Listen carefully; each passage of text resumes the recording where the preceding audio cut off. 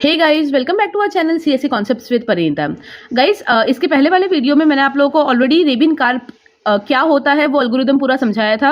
उसमें हम लोग basically this is also a string matching algorithm, जिसमें हमको कोई टेक्स्ट दिया होगा और कोई पैटर्न दिया होगा और वो पैटर्न वो टेक्स्ट में प्रेजेंट है या नहीं वो ढूंढना होता है, राइट। तो वो पूरा मैंने आपको समझाया था।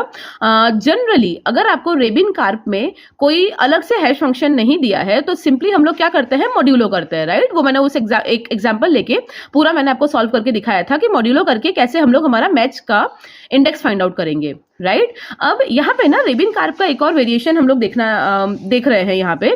दिस इज इंपॉर्टेंट बिकॉज अगर आपको कोई स्पेसिफाई किया हो कि हैश फंक्शन ऐसा ही होगा तो इन दैट केस हम लोग मॉड्यूलो अप्लाई नहीं करेंगे। जिस तरीके का फंक्शन दिया होगा वैसे ही पैटर्न में हम लोग फाइंड आउट करेंगे, राइट। तो ये एक क्वेश्चन हम लोग एक और वेरिएशन के साथ करेंगे ताकि आपको क्लैरिटी मिल जाए। तो अगर थोड़ा बहुत चेंज करके भी आपके एग्जाम में किसी भी तरीके से क्वेश्चन आएगा तो you will be able to solve it, ठीक है।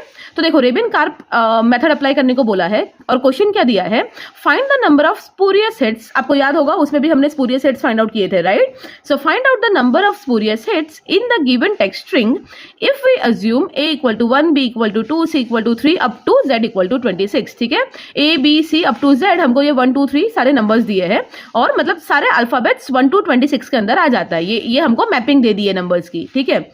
फिर क्या बोला है कि अगर टेक्स्ट हमको इस तरीके से कोई दिया है, टेक्स्ट दिया है और पैटर्न भी दिया है DBAC, तो टेक्स्ट और पैटर्न में तो कोई प्रॉब्लम नहीं है, वो एज इट इज दिया है। बट यहाँ पे ना पैटर्न के साथ आपको एक हैश फंक्शन दे दिया है। क्या बोला है कि इस पैटर्न के लिए DBAC के लिए हैश फंक्शन आपको क्या यूज करना है, क्योंकि बोल दिया था कि A to Z आपका 1 to 26 में आएगा। तो D का वैल्यू उन्होंने लिया है 4। तो उन्होंने क्या बोला है कि DBAC का अगर आपको फंक्शन फॉलो करना है तो वो कैसा बनेगा, D + B + A + C, इस तरीके से बनेगा। अब फिर क्या किया है, DBAC की जगह पे 1 2 3 4 मतलब ABCD की जगह पे 1 2 3 4 रख दिया है। तो D की जगह पे 4, B की जगह पे 2, A की जगह पे 1 और C की जगह पे 3। सिंपली A का 1, B का 2, C का 3, उस तरीके से, ठीक है। तो वो वैल्यूज रख दिए हैं। तो उसका वैल्यू क्या आया, हैश वैल्यू क्या आया, 10। क्लियर। तो अब उन्होंने ना क्या किया है, ये पैटर्न जो आपको दिया है उसका हैश फंक्शन कैलकुलेट करके ही दे दिया है कि आपको किस तरीके से फंक्शंस यूज करने हैं। तो अब क्या हो जाएगा, जो हम एग्जांपल में डायरेक्टली मॉड्यूलो अप्लाई कर देते थे ना, मॉड्यूलो क्यू करके, यहाँ पे क्यू भी नहीं दिया है और मॉड्यूलो भी नहीं दिया है। यहाँ पे स्पेसिफाई किया है कि आपको एडिशन करना है। तो what you will do is कि जब यहाँ पे हम पैटर्न बनाते हैं ना, पैटर्न में कंपलसरी आपको ये फॉलो करना है। तो देखो कैसे करेंगे, टेक्स्ट और पैटर्न तो हमको दिया है। नाउ हमको देखना है हमारा जो ये पैटर्न है DBAC वो टेक्स्ट में प्रेजेंट है या नहीं, और अगर प्रेजेंट है तो कितनी बार कौन से इंडेक्स में प्रेजेंट है। तो what we will be doing is, आपको याद होगा वो वाले एग्जांपल में भी हमने क्या किया था, सबसे पहले ये देखो कि आपको जो पैटर्न दिया है वो पैटर्न का साइज कितना है या लेंथ कितना है। तो पैटर्न आपको कितने कैरेक्टर्स का दिया है, DBAC, मतलब उसका लेंथ कितना है, 4, राइट। सो पैटर्न का लेंथ जो भी होता है, जैसे हमारे केस में पैटर्न का लेंथ है 4, तो हम लोग क्या करेंगे, हमारे टेक्स्ट को 4 के ग्रुप्स में डिवाइड करेंगे। मतलब पहला हो जाएगा CADB 4, फिर हो जाएगा ADBC, फिर हो जाएगा DBCD, इस तरीके से, right. So what we will be doing is 4 के ग्रुप्स में टेक्स्ट को डिवाइड करके यहाँ पे लिखेंगे और यहाँ पे जिस तरीके से हैश फंक्शन से उसकी 10 वैल्यू निकाली है ना, वैसे टेक्स्ट के जो भी 4 की हम ग्रुपिंग करेंगे वो सब के लिए हम उनका करस्पॉन्डिंग हैश वैल्यू निकालेंगे। कैसे, सबसे पहले क्या आया, CADB, तो CADB मैंने लिखा, उसका हैश फंक्शन कैसे निकलेगा बताओ, C, तो 1 2 3, A का है 1, D का होगा 4, B का होगा 2, तो क्या मिला मुझे, 10। नेक्स्ट क्या होगा, ADBC, A का होगा 1, D का 4, B का 2, C का 3, वापस 1 2 3 4, तो मिला मुझे 10। फिर है DBCD, तो DBCD, D का होगा 4, B का होगा 2, C का होगा 3, D का वापस होगा 4, सो 4 + 4 इज 8, 9 10 और 13। Okay, so I hope it is now clear to you. ऐसे करते करते आपको क्या करना है, लास्ट क्या बनेगा, ACDC, वहां तक आपको सारे की 4 की ग्रुपिंग करनी है, ठीक है। तो चलो ये मैं कर लेती हूँ, आप लोग भी ट्राई करो एक नोटबुक में अपने हिसाब से करने को, और फिर आई शो यू। अब अगर आपने सारे पेयरिंग का कर लिया होगा तो इस तरीके से आपको आंसर्स मिले होंगे, राइट। 10 10 13 10 10 अप टू यहाँ पे लास्ट में 11, राइट। तो CADB से स्टार्ट करके ACDC तक हमने कर दिया और वो सबके हैश फंक्शन से हैश वैल्यूज हमने निकाल लिए जिस तरीके से हमको क्वेश्चन में दिया है उसी तरीके से।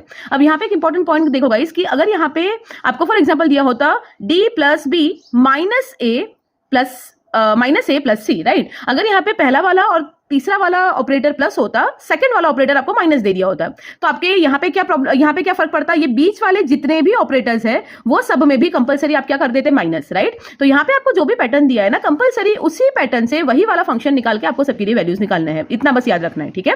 तो हमको जो फंक्शन दिया है उस हिसाब से यहाँ पे हमको सारे वैल्यूज मिल गए। अब हम क्या करते हैं इसमें रेबिन कार्प में, आपको जो आपके पैटर्न का हैश फंक्शन दिया है उसकी वैल्यू है 10।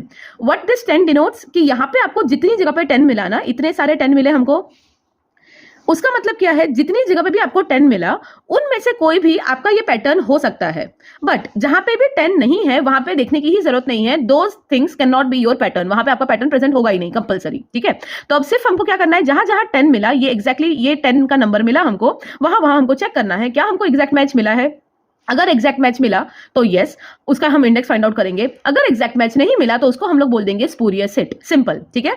और है ना, यहाँ पे इट इज इंपॉर्टेंट क्योंकि आपको शिफ्ट और इंडेक्स भी चाहिए होता है, तो इसको शिफ्ट की वैल्यू दे दो। तो शिफ्ट वैल्यू हमेशा 0 से हम स्टार्ट करते हैं, राइट। सो 0 1 2 3 4 5 6 7 8 9 10 11 एंड 12, ठीक है।